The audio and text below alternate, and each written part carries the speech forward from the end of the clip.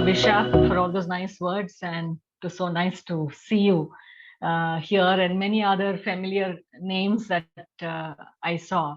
I think Jemima's here, and quite a few names that I saw that sounded familiar. Let me also thank all of you for inviting me to speak this evening on abuse and what is abuse. And I know there are quite a few of you who are young, and maybe some few like me not so young, but it's so nice to connect to each one of you. I know one of the things that we've been struggling with right through this COVID pandemic is connecting with people, whether it's on Zoom or whatever it is, trying to connect to initials and names and sometimes faces that we see or we don't see. But trying to reach out to people online. I'm so glad that you've taken this initiative to reach out to people on topics that are so sensitive and so relevant at this point of time. And though abuse is a topic that we've been talking about so much, it has also been in the limelight right through this COVID time, with the number of cases of domestic violence coming up, cases of child abuse day in and day out, child marriage increasing because of children staying away from school. And so many things like this that have cropped up over the last 2 years. So I'm so glad that you've taken this up and reaching out to the public with this particular very sensitive topic. I also feel it's very important that we speak about it, because very often we don't speak about it. Either we are in denial, or we are trying to brush this under the carpet and pretend that it doesn't happen in our homes, in our places of work, in our places of worship, in our communities. We pretend that it doesn't happen, or we are in denial very often. So I'm so glad that we're speaking about it openly, and I think the more we speak about it, the more we get to understand it, I think the more people will be sensitive to this issue, and we will also be able to see how we can prevent this as we talk about it. So I really congratulate you for taking this, and thank you once again. I think Nivedita has been in touch with me. Thank you so much, Ma, for connecting with me and trying to put this together. I'm going to try to share my screen. I think these are skills that we have developed over the last 2 years. All of you are so young and so good at this, but people like me struggle very often. But I'll try to do my best. So I'm going to share my screen and put it on slideshow. Yeah. Can you see it? Yes, ma'am. Okay, thank you. Thank you so much. Okay. So as I told you, what I was asked to speak about is about abuse, and the different forms of abuse and what happens in this entire process. I know a lot of it is going to be, technical knowledge that I'm going to be sharing, but I'm going to be sharing maybe stories in between. When I say stories, real life stories that I have, worked with or witnessed or seen. Shared because of case studies that students have done when they've done their field work, things like that. And I've titled mine as Rising About Abuse from Pieces to Peace. I think it's very important that we really break this silence of abuse, and really look at what is abuse and see how we can try to put things together so that more families, more individuals, more communities live in peace, away from abuse, away from violence and trauma, because abuse is something that just does not happen at an individual level, but also happens at a community level, and something that has an impact from the micro to the macro and the macro to the micro. And therefore we really need to look at it more holistically and look at the role of institutions. When I say institutions, whether family is an institution, educational institutions, communities, and even religious institutions, and what role do we have to play in this entire process that is taking place in our communities. It's been very disturbing, and I'm sure a lot of you have been looking at the news and the number of cases that have come up. Very recently, a 6-year-old child in Hyderabad who was raped and killed. and the Hyderabad police were looking out for the person, and finally he was found dead on the track. We really do not know what happened, but day in and day out we are hearing these cases which are so disturbing. I do not know whether you saw the video of that particular child and the family as they were crying and looking at this child, and it was very painful to look at this. So there are different forms of abuse that we see, and these stories that we hear really shatter us when we hear it, but it also shatters the people who experience this. And I think it's very, very important that we really reach out and see how we can bring about peace for people, justice for people, respect for people in relationships. Okay. Now, what is abuse is something that we talk about very often. And very often, when I ask people what is abuse in training programs, when I work with women's groups or gender groups, I have worked with police people in training them on abuse and violence and how do they respond, very especially when they look at gender related concerns in the police stations. And very often, abuse is always linked to just, kind of a physical violence, fine? And something that is very physical, and we don't realize that abuse can take different forms for different people. And so what is abuse is when somebody is trying to intentionally harm us and cause distress to us. So that becomes abuse, something that's against my will, something that's against me, that goes against me as a person. And that becomes abuse, and it, as I told you, takes on different forms, and whether it is physical or emotional or something that can just cause mental pain to people. I've listened to stories of women when I do training programs, and a lot of them have even come and said, Amma, I can bear any amount of beating, but the words that he says are what is so painful. And he says it in front of the children, and I'm not able to tolerate it. We've listened to stories of women in burns wards in government hospitals, and a lot of these women have gone through abuse and attempt suicide. And a lot of them, it's just not physical violence that they experience, but more the trauma, the emotional trauma, the mental trauma that they go through, that actually, makes them go into this extent. So it can occur anywhere, at home, at institutions, at workplace, at public places, hospitals. How many COVID cases we've heard where people have been abused by the ambulance driver, okay, by the somebody at the hospital, by the nurse or a ward boy. We've listened to stories in institutions for the elderly and how they have been abused in a home. We've listened to stories of mentally challenged children abused in homes for mentally challenged children, physically challenged children, and they being abused. We've heard stories of people being abused in a public place, for instance, acid throwing in a public place. Okay, so it happens everywhere, and it can happen to anybody. It is not something that is very Indian or something that is only in poorer nations. It happens across the world, across race, across gender, across religious groups, across economic groups. Okay? And often people who commit the abuse are taking advantage of a relationship that is there. And that is, which they really use to perpetuate this abuse. Okay. So this special relationship could be a relationship in a workplace between a boss and the assistant. It could be a special relationship between a husband and a wife. It could be a special relationship between a child and her uncle. It could be any kind of a special relationship, and people take advantage. And that is what is very hurting, that it happens in a trust relationship. It happens in a trust relationship. And that is where abuse becomes so difficult to understand and act upon, because very often people think, why do people put up with this? Because it is happening in a trust relationship, and it's very difficult for people to get out of it and act on it. Okay.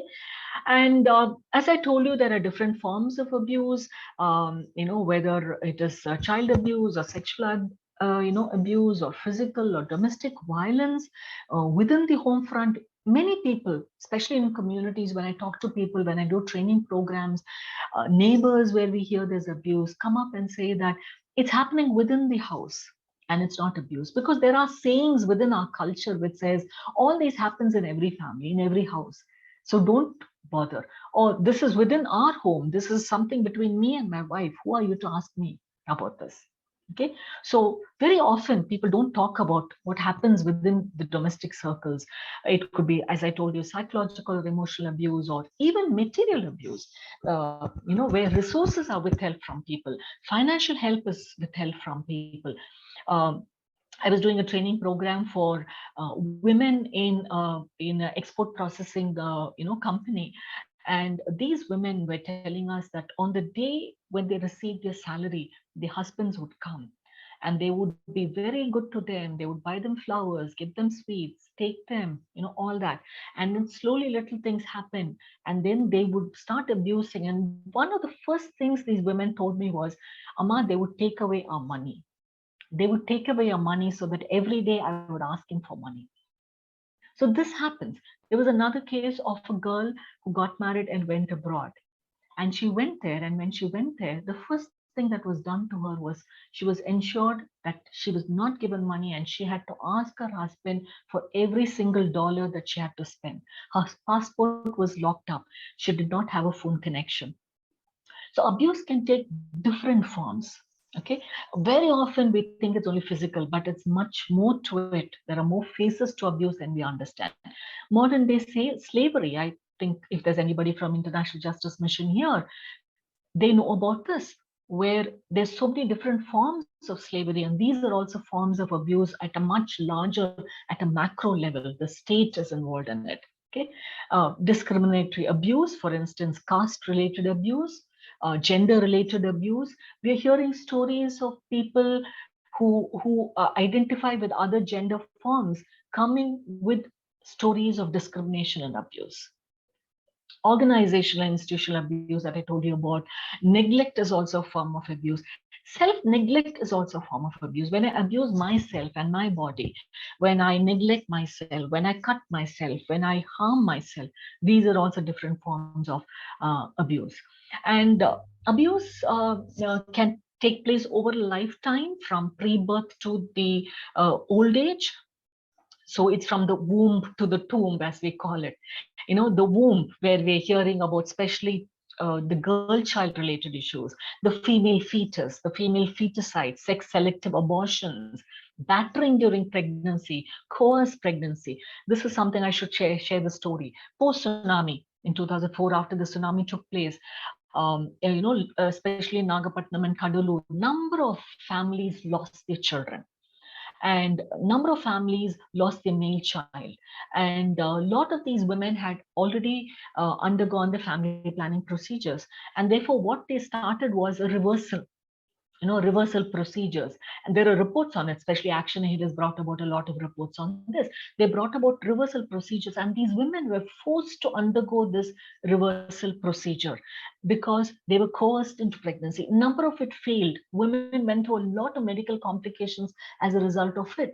There were very few success stories, but they were coerced into it. Okay, forced pregnancies, having 2 3 women, girl child, and then this woman is forced to have another child because the family wants a male child. Forced pregnancies, battering during pregnancy. So from the womb to the tomb, abuse can take place in different forms for all categories of people. Infancy, emotional abuse, sexual abuse, physical abuse during infancy. Okay, we've heard months old babies being sexually abused. Months old babies. Okay, recently Hyderabad, 6-year-old. Okay, and not giving access to food and medical care, especially for girl children in infancy. We've heard the stories. We were at a camp, this happened about 10 years ago, but we still hear stories of the girl child being neglected. This happened about maybe 10 to 15 years ago. We were at a village at a camp, and there was one particular household. When we saw it, it looked like the family was in mourning, like a death had taken place. We were wondering what happened, and so we went to find out what happened. And we found out that this lady had delivered a child. The first child was a girl child, and she had a second child, was a girl child again. And the entire family boycotted her and the baby, and she was left alone in a room, not given food, and the child was not given food. She was not allowed to feed the child. The child was crying, she was crying. Of course, we intervened after that, created a lot of awareness, had a session with the husband, tried to explain about chromosomes and how sex determination takes place and things like that.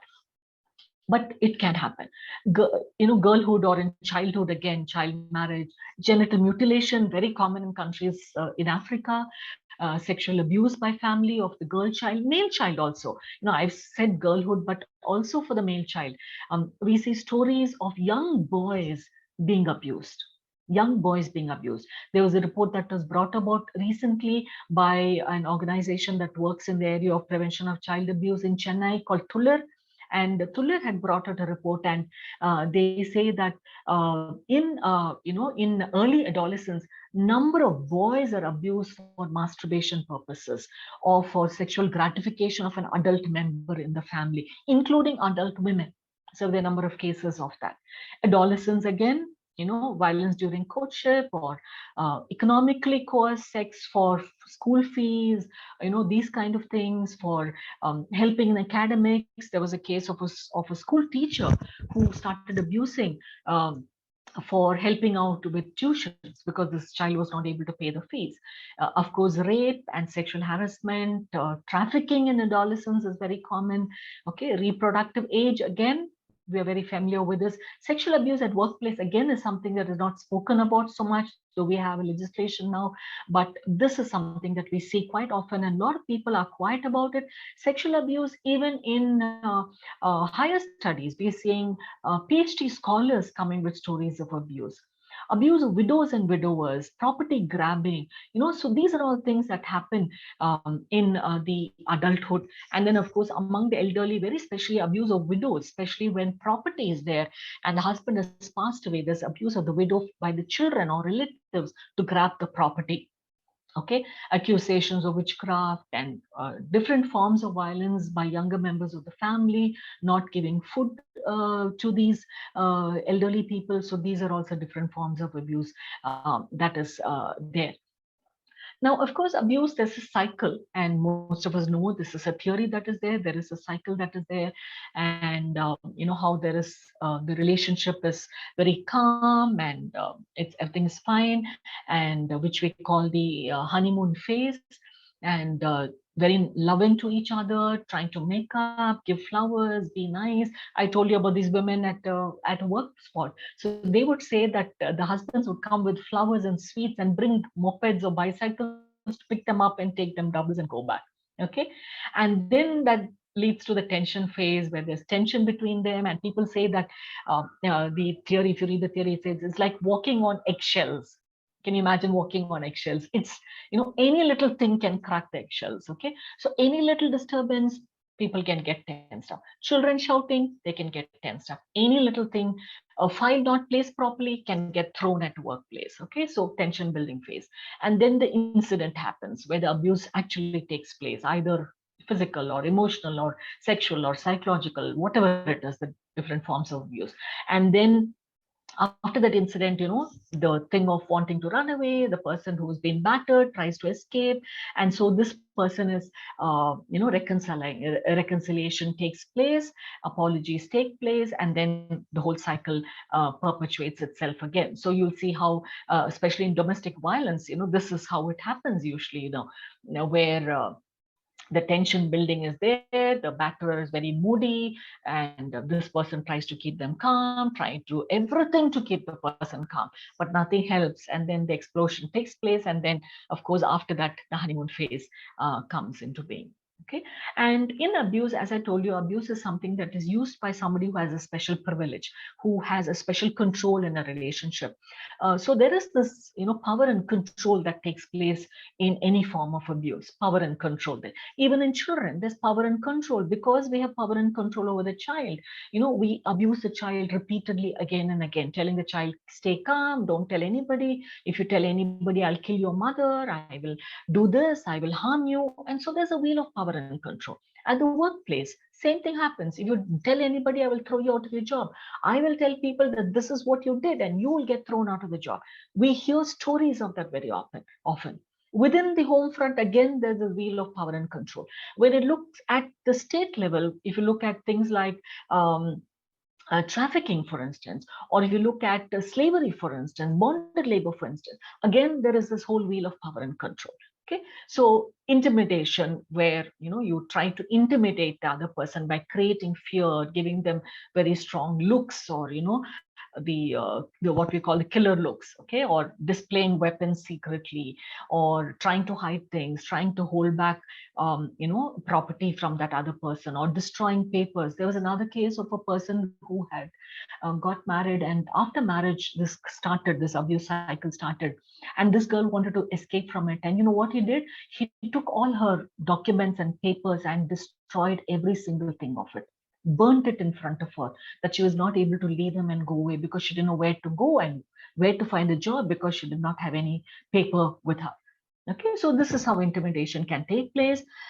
Emotional abuse would be like putting people down, calling them all kinds of names, making them feel guilty, humiliating them, or telling lies about them to others. And so different ways, not letting them visit family and friends is also one type of emotional abuse. I've seen a case where this girl was not allowed to go and see a very close family member who had died, and he just refused to let her go and kept her locked up in the house. Okay, so this is also a different types of emotional abuse. Then there's isolation, where not letting them. I told you this case in the US. This girl was not allowed to go out. She was not allowed to talk to neighbors. She could not talk. She did not know very good English. She could not meet anybody who could speak in Tamil, which was her local language. Okay, isolated her from her family here. She did not give her a passport. Completely isolated her. She did not have any contact with the outside world until one day she managed to find a way to run out and find help. And using children, very common that we use children sometimes to threaten, and we try to hurt the children to get back at the other person, and take the money that is there for the children, for the education or for their medical help and things like that. So using children or threatening that you take custody over the children. Women, we find that's one thing that they use when there's abusive relationship within a husband and a wife, where the wife, when she's abusive in the relationship, she always uses children to threaten. And she says, now I will take the children away and go back. And this is very, very commonly used by women when they're threatening their husbands. And men using male privilege, quite common, where they define the whole role of being a man, and that's his privilege to being abusive, privilege of being in control, and then using this privilege and calling her all kinds of things. Economic abuse, I've already told you a lot of things. One case history I'll mention here. This was done by one of our students about some time back, and she was working in an organization that was working with women who were abused, and we came across an interesting case where this man would bring his friends every day and force her to have sex with them and earn money that way. So it was a form of prostitution, illegally forcing her into prostitution, and she had to do it. And then finally, of course, she ran away from there and came for help. Okay, coercion and threats is also there, threatening to harm somebody else, in cases where they tell them that if you open your mouth, I will make sure that your sister is abused. I will make sure that I do something to your sister. Things like that can also happen. Minimizing the abuse, saying things like, yeah, what is this? Why are you making such a big issue of it? This happens in every house. This is nothing at all, and the shifting responsibility, saying, especially when a wife goes and complains about abuse to her in-laws, or somebody saying that my husband's never like that, he's like this, and putting the blame on somebody else. He's like this because your father, he treated him during the marriage, didn't respect him as a mapla. So putting the blame on somebody, or minimizing it, or denying it, and saying, no, no, no, my son is not like, no, this does not happen. Okay, or blaming the wife, saying that because you are not all right, that's why my husband is like this. Okay, and then, of course, sexual abuse, which we all know about, and we've heard quite a bit of it. Again, this is interesting. We were doing a training program with released bonded laborers, and we were working with the wives. And these wives were telling us that they never wash their face or wear good clothes. And you know why? Because they say, every time I wash my face and dress up well, my husband asks me, are you going to sleep with somebody else? And then he would start beating me. And she says, I never wash my face, I never comb my hair, I never wear a good sari. Okay, so different forms of sexual abuse. So it's sexual abuse is just not rape, but it can take on different forms. And of course, physical abuse can be in different ways, and even the whole incidences of female infanticide that is on increase in India, with the very low child ratio that is there. It's an evidence. The girl child ratio has dropped in India drastically over the last 20 years. There's an indication of female infanticide. More female fetuses are being aborted, and different forms of physical abuse, including hitting and punching. Okay, now, as I told you that abuse, I hope I'm not taking too much of time. And yeah, abuse there can be different types of abuse, and we can't go into the whole thing. But domestic violence is something that we very commonly hear.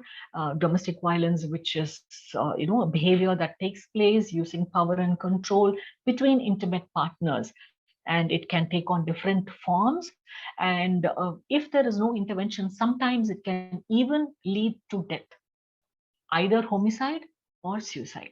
Both these, we've seen cases of both these. Okay, so it can happen, and it's not necessarily only to women. It can happen to children, it can happen to men too.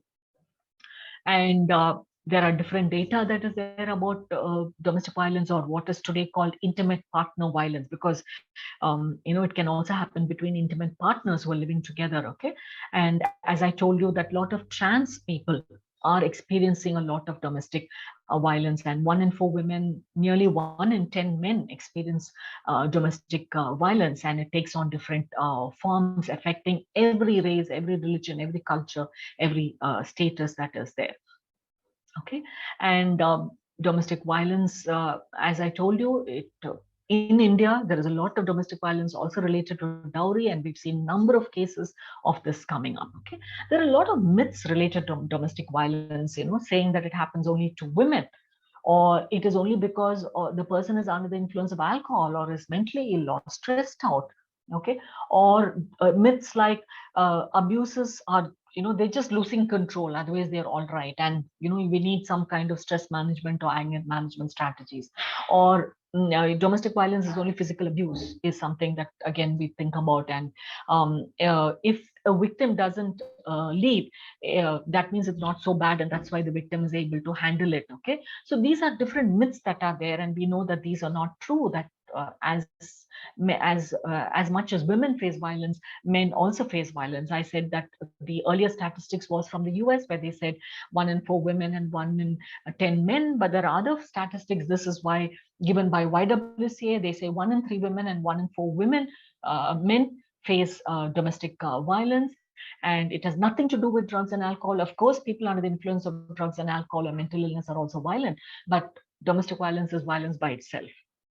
It can't be justified by any other ways. Okay, so these are some myths that are there, and we need to break these myths. It's very, very important that we break these myths and try to really act upon it and help people who are in domestic violent situations. Okay, and there are different factors that are also associated with it, including culture, including the personality of the individual, expectations within the roles that the individual is in, the whole concept of patriarchy and masculinity or femininity. All these factors also contribute to it, or economic factors that are there, where there's discrimination in inheritance, property rights, communal land holdings again is there. All these can lead to domestic violence. Legal causes that are there also, like laws that are there which are not very effective, and this can also lead to domestic violence. Insensitive treatment of women and girls in police and judiciary is also another major issue that is there. And of course, as I told you, the state is also responsible for it, and institutions are responsible for it, including religion as an institution. Okay, where there's an underrepresentation of all these, and of women in power, in politics, in media. Okay, and we don't take it seriously very often. We just brush it under the carpet, or we deny it very often. And so these are things that have to be looked into, when we talk about domestic violence. A second thing that I would like to quickly talk about before I wind up in another 5 minutes is workplace violence. And this is something that we don't talk about very often, but workplace violence is any act or threat of any type of violence that occurs at a work site. When I say work site, it can even happen within religious institutions. Okay, it can happen in a education institution. It can happen in a company. It can happen anywhere. Okay, it can even happen to women in the unorganized sector. Okay, like domestic workers, we've seen a lot of stories of women domestic workers coming with workplace violence. Okay, so these are things that this is what we talk about workplace violence, and different factors, cultural differences, language barrier, domination of people, and sometimes the baggage of domestic violence is taken to the workplace. Working late hours, very often we've seen people who have asked to stay back and work um, are victims of workplace violence, and there's no privacy and security at the work spot, and these are different reasons why factors that can lead to workplace violence. And then, of course, we can't stop the session without talking about child abuse and the abuse of children, which takes on different forms that we're all familiar with, where the child is harmed physically or emotionally or sexually or ill-treated, abused, neglected, or deprived. Okay, so these are different forms in which child abuse can take place. And it's just not physical violence, but it is any form of ill treatment or maltreatment by an adult. And what is very sad in child abuse is that it usually is perpetuated by a person that the child trusts very much. Okay, so it could be a neighbor, it could be an Anna, next door Anna, it could be an uncle, it could be a teacher, an older brother, an older class student in the school. It is somebody that the child trusts, and therefore the child finds it very difficult to differentiate between what is happening. And this person uses that whole power cycle that is there, power and control cycle that is there, to keep the child under control. Okay, but then as adults, especially if we have children in our own households, or we work with children, or we have children in our neighborhood, please look out for red flags or signs and symptoms that we have to look out for. And whether it is any kind of withdrawal that we see, unusual activities, like even sexual activities. Okay, unusual sexual activities that the child is exhibiting, or any kind of health related problems, any kind of bleeding, any kind of hurt, any confusion that the child is in, withdrawal, nightmare. We've seen a child coming to a psychiatric OP with a 12-year-old girl child who came to the psychiatric OP with nightmares.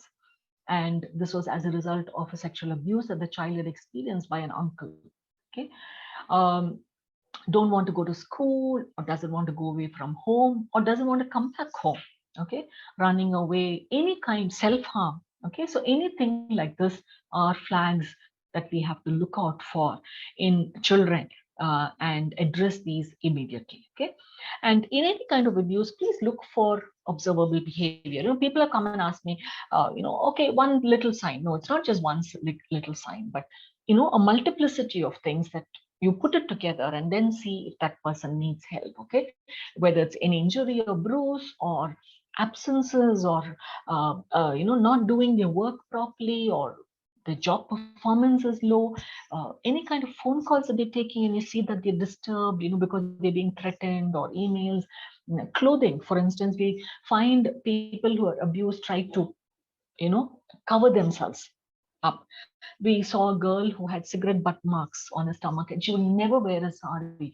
And she was brought to the OP very, very depressed and crying spells. And then we discovered that she was being burnt whenever there was a sexual act taking place. And therefore, she would always wear long sleeves and long clothes. Okay, so these are things that we look for in abuse. Please also let us know that we need to be aware that there are enough provisions that are there in the Indian Penal Code for any kind of abuse that takes place, whether it's molestation or sexual harassment or homicide or dowry or kidnapping. All this is there, provisions are there, but we don't use it because there's a lot of cultural factors that stop us from using it. And unless these kind of cultural factors and attitudinal changes, religious changes have to take place, and unless that take place, these become ineffective. They are only on paper very often. There are also enough laws that are there. I was talking about child abuse. We have the POCSO Act very recently. I was talking about harassment at workplace. We have the sexual harassment of women at workplace, which has become an act. Earlier, it was only a judgment that was passed by the Supreme Court, but today it's an act, and every workplace has to have an internal compliance cell. And all this is there, but how many people report?